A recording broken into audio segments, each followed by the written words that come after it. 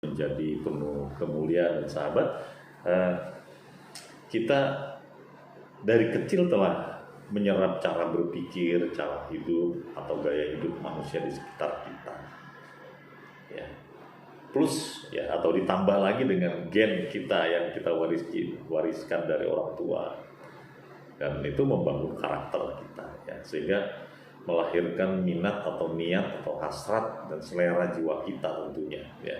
Kita selama ini menganggap apa yang menjadi fenomena yang disebutkan perbuatan-perbuatan daging, ya, itu adalah hal yang normal, hal-hal yang biasa, ya. Sehingga kita hampir atau nyaris tidak memiliki alat ukur rohani kita, kecuali label-label itu tadi, ya, kecuali label-label itu.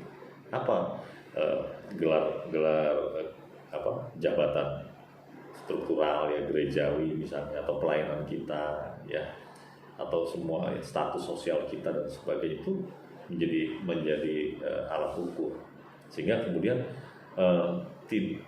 tidak sedikit orang berkata kepada kebanyakan, ya, masa pendeta begitu, masa evangelis begitu, masa penginjil begitu, masa orang Kristen begitu.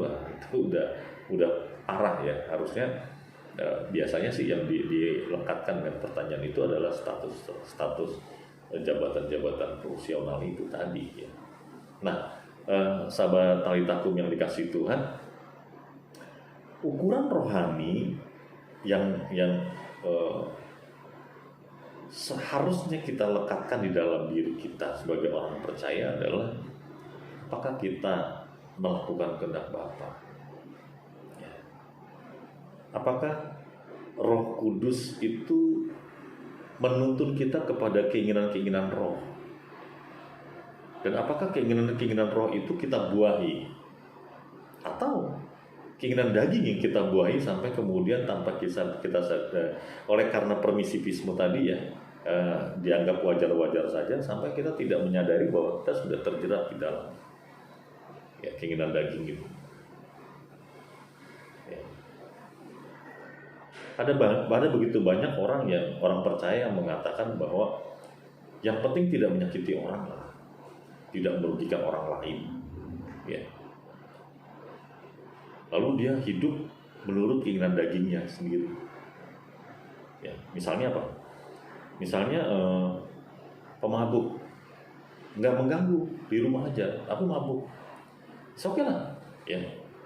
Toh nggak mengganggu orang lain, tidak merugikan orang lain.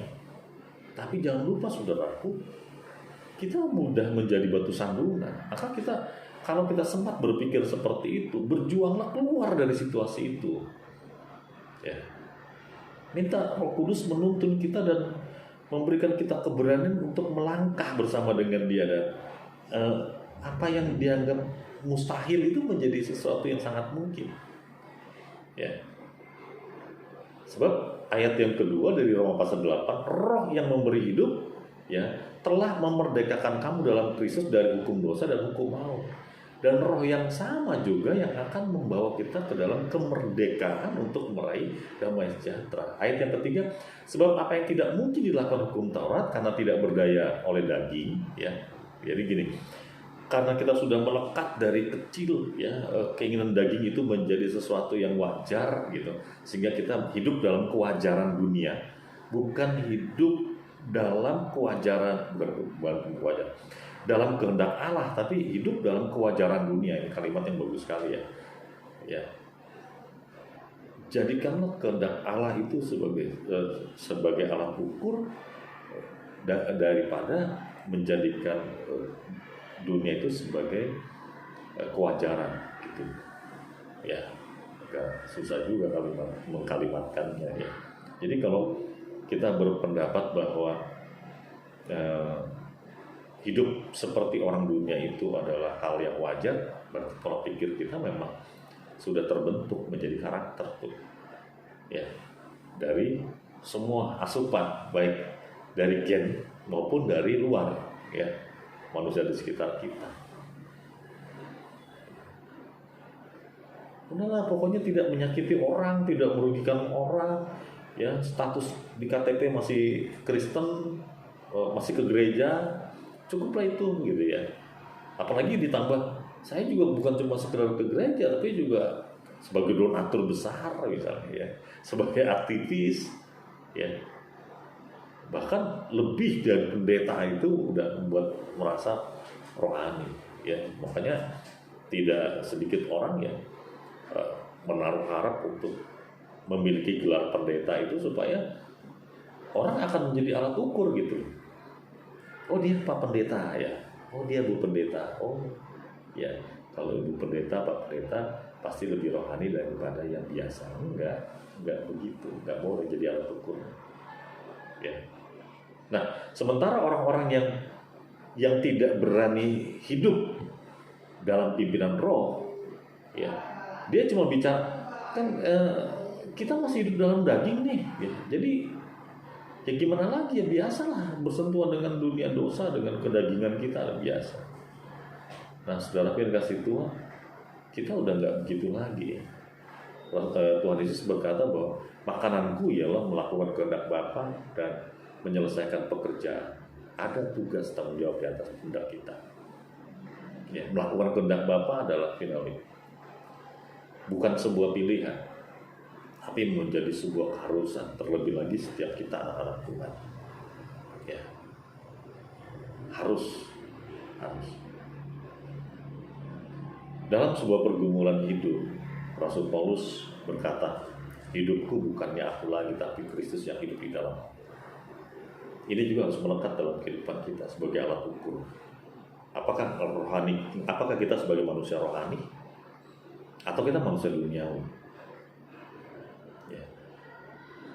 Berani nggak kita mengatakan hidupku bukan aku lagi, tapi Kristus yang hidup dalam aku? Kalau kita sempat mengucapkan kalimat ini seperti yang saya ucapkan tadi barusan ya, maka itu akan menuntut banyak dari kita ya, untuk kita hidup seperti Kristus hidup. Kristus hidup oleh tuntunan Roh Kudus ya, yang menghantar dia kepada keberhasilan di tengah segala tantangan hidup, sehingga dikatakan bahwa dia bukan tidak dicobai, tapi dia dicobai ya, tetapi yang berbeda adalah dia dicobai namun tidak berbuat dosa. Senang sekali sahabat Taritaku ya, kita ada di dalam sebuah program acara Suara Kebenaran hari ini. Senang sekali kalau sahabat menjadi pendengar yang mengaplikasikan ya, sehingga kita berdua bersama-sama bertumbuh dari kebenaran demi kebenaran yang kita dengar, dan kita hidup dalam kebenaran oleh tuntunan Roh Kudus lewat firman-Nya. Dan nantikan program Suara Kebenaran hari ini setiap Selasa ya pukul 3 sore di Talitakum Radio 107,8 FM.